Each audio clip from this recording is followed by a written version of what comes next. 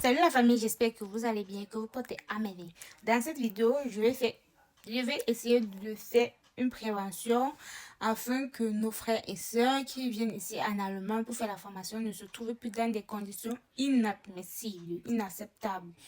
Ouais, parce qu'il y a trop de plaintes ces derniers temps et en parler sans trouver de solution, ce n'est pas bien. Donc d'essayer d'aller vers l'avant. Donc, toi, parents, nous, en général, qui décidons de faire appel à ces promoteurs de langue pour faire des contrats, pour nous trouver des contrats de formation, essayons d'établir des clauses avec eux afin de nous protéger.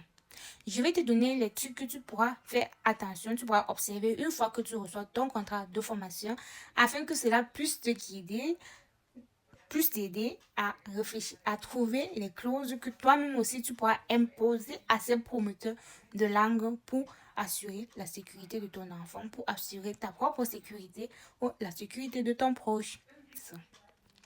Quand tu reçois ton contrat de formation, tu dois prêter attention sur ton salaire.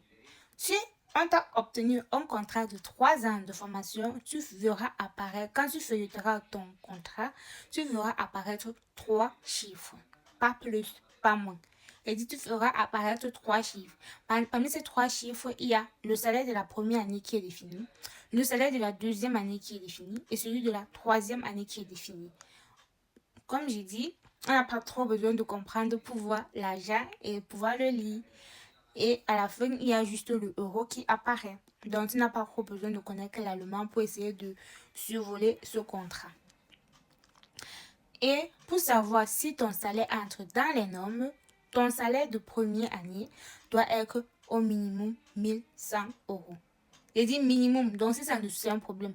Et je prends la peine de dire minimum pour ne pas dire oh, c'est ceci, c'est cela, parce que le salaire que chaque atelier reçoit pendant la formation dépend du métier, dépend de la société et également de la région où la personne se trouve. Une fois que tu as pris la peine d'observer et de réaliser que tes salaires pendant ces 3 années sont différents. Et quand je parle de différence, tu dois t'assurer que à partir de la deuxième année, tu as une augmentation de salaire et à la troisième année, tu as également une augmentation de salaire. C'est-à-dire, en troisième année, tu as un salaire qui est élevé par rapport à la deuxième année. En deuxième année, tu as un salaire qui est élevé par rapport à la première année. Une fois que cela est vérifié, tu peux aller au niveau du probetia. Quelles sont les modalités? Qu'est-ce qu'on a précisé pendant cette période d'essai? Qu'est-ce qui a été dit? Comment est-ce que cela va se dérouler? Peut-être qu'est-ce qui va être pris en compte? C'est important de le savoir pour éviter des kündigungen non justifiés pendant la période d'essai et d'avoir du stress inutile. Également, vous devez prêter attention, on doit prêter attention au niveau du Kündigung. Qu'est-ce qui a été dit là-bas? Quels sont le Kündigungsfrist? Quand est-ce qu'on peut venir donner le Kündigungsfrist? Quel est l'intervalle de temps qu'on peut annuler son contrat? Et on précise également que pendant le propriétaire, on peut à préciser que pendant ton propriétaire, on peut annuler ton contrat avec un intervalle de 2 semaines. Donc, c'est une des choses qu'il faut prendre en considération et faire très attention.